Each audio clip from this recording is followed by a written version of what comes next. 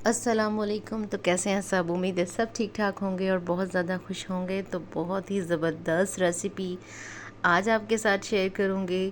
तो जनाब, किन किन लोगों के जो हैं वो चपली कबाब टूट जाते हैं और अच्छे नहीं बनते, तो जनाब वो सारे के सारे मसाइल आज आपके साथ शेयर करूँगी और परफेक्ट पेशावर की मशहूर चपली कबाब की रेसिपी आज आपके साथ शेयर करूँगी। बहुत ही ऑथेंटिक रेसिपी है, बहुत ही मज़ेदार, बहुत ही डिलीशियस। जैसे कि आप देख रहे हैं, बहुत ही परफेक्टली हमारे चपली कबाब बनकर तैयार हुए हैं। इनकी लुक आप देख सकते हैं, बहुत ही परफेक्ट है। तो जनाब, इसको जल्दी से बनाने का तरीका देख लेते हैं कि इसको किस तरह से बनाना है और किस तरह से अपनी ईद को एंजॉय करना है। तो चलते हैं रेसिपी की तरफ, रेसिपी को स्टार्ट कर लेते हैं। तो सबसे पहले इसके लिए एक बड़ा सा बर्तन ले लेंगे जिसमें अच्छे से हम इसको मिक्सिंग कर सकें। तो यहाँ पर मैंने ले लिया है बीफ का कीमा। ठीक है, आप इसको मटन में भी बना सकते हैं। तो यहाँ पर मैंने तकरीबन हाफ़ केजी से ज़्यादा कीमा लिया है और इसमें जो है वो थोड़ी सी फ़ैट डलवाई है। तकरीबन 20 to 30% आपने इसमें फ़ैट डलवानी है, ये बहुत ज़्यादा ज़रूरी है। तो इसको हमने अच्छे से मिक्स कर लेना है गोश्त को फ़ैट के साथ, चर्बी के साथ। अब यहाँ पर जो सबसे पहला काम हमने करना है, यहाँ पे हम डालेंगे इस कीमे में नमक। ठीक है, तकरीबन एक चम्मच मैंने नमक डाला है और अच्छे से इसकी हमने करनी है मिक्सिंग। ठीक है, ताकि जो हमारा जो कीमा है वो बहुत अच्छे से नमकीन हो जाए और इसमें एक बहुत अच्छा सा फ्लेवर बन जाए। ठीक है, यहाँ पर कीमा लगाकर हम इसको रख देंगे थोड़ी देर के लिए साइड पर। जब तक आ जाते हैं दूसरे स्टेप की तरफ, यहाँ पर मेरे पास कुछ मसाले हैं, खड़े मसाले, जिसमें साबित धनिया है, ज़ीरा है, अनारदाना है और थोड़ी सी अजवाइन है। ठीक है, इन सभी चारों चीज़ों को अच्छे से ग्राइंड कर लेंगे और एक पाउडर बना लेंगे, दरदरा सा कूट लेंगे।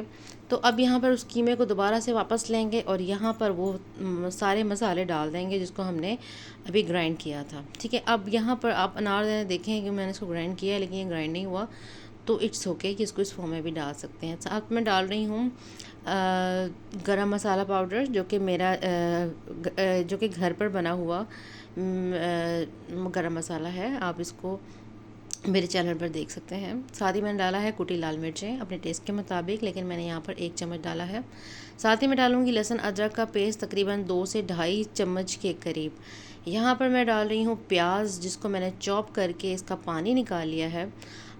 1 से 1.5 प्याज जो है वो मैंने लिए थे, अच्छे से मैंने उसको चॉप कर लिया था, उसको पानी निकाल लिया। साथ ही मैं डालूँगी हरी मिर्चें, जिसको 3 से 4 मैंने हरी मिर्चें ली हैं और इसको अच्छे से बारीक करके चॉप करके कट कर लिया है। साथ ही मैंने डाल दिया है 1 अंडा, ताकि अच्छे से वेल कंबाइन इसको हम कर सकें। और साथ ही मैं डालूँगी इसको अच्छे से कंबाइन करने के लिए मैदा। ठीक है, आप यहाँ पर गेहूं का आटा यूज़ कर सकते हैं, गेहूं का आटा इज़ द बेस्ट। अगर आपको मिल जाए तो इजीली आप डाल लीजिएगा, अदरवाइज़ आप यहाँ पर मैदे से इसकी अच्छे से मिक्सिंग करेंगे। यहाँ पर 3 बड़े चम्मच मैंने मैदे की डाल दिए थे। ठीक है, अब मैदे से क्या होता है कि इसमें एक बड़ी ज़बरदस्त लचक बनती है चपली कबाब में। तो बेसन का इस्तेमाल यहाँ नहीं करेंगे, बेसन जो है वो इस रेसिपी में नहीं ऐड होगा। ठीक है, अच्छे से पहले मिक्स कर लेंगे। अब डालेंगे यहाँ पर वो बाकी थोड़ी सी हरी मिर्चें बच गई थी, वो भी डाल देंगे।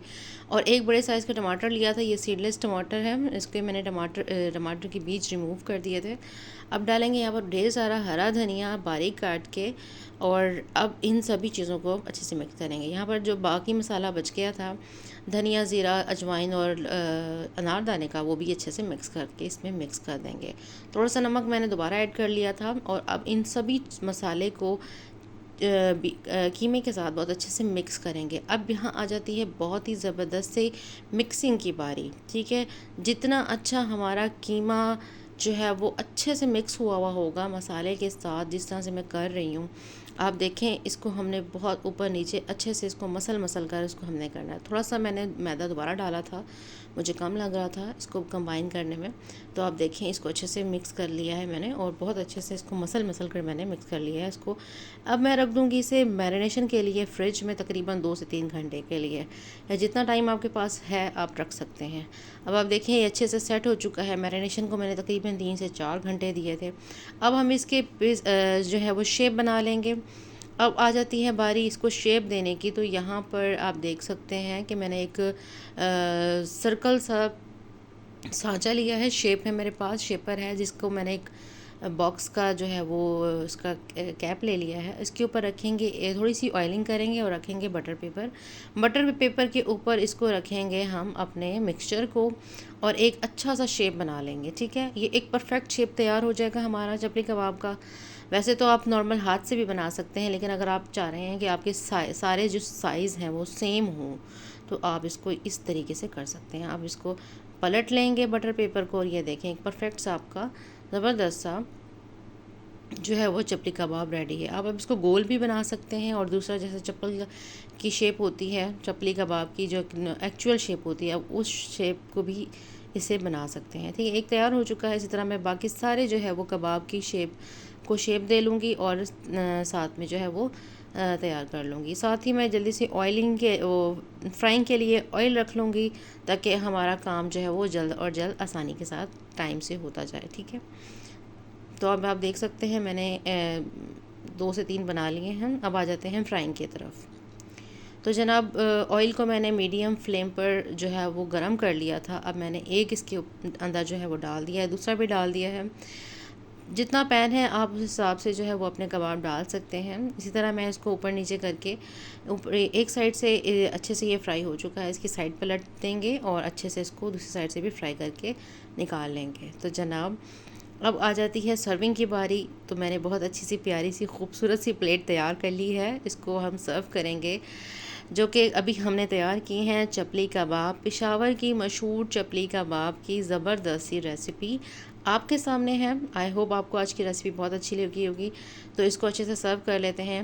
वीडियो ज़रा सी भी अच्छी लगी हो तो ज़रूर लाइक कीजिएगा। चैनल पर न्यू है तो चैनल को ज़रूर सब्सक्राइब कर लीजिएगा और अपने साथ अपनी फैमिली के साथ इस रेसिपी को ज़रूर बनाइएगा, ज़रूर इंजॉय कीजिएगा। और ईद की तो स्पेशल रेसिपी है, ईद के दिनों में आपने इसको ज़रूर बनाना है। ईद के पहले दूसरे दिन गेस्ट आएँ, आपने इसको बनाना है, इंजॉय करना है और अब तारीफ़ों के पुल जो हैं वो आपके ये बनने वाले हैं। तो आप यकीन करें ये अंदर से बहुत ज़्यादा जूसी और ऊपर से थोड़े से क्रिस्पी से हैं। तो इसके साथ मिंट का रायता सर्व करें और इसको हम जो है वो टेस्ट करके भी बताते हैं कि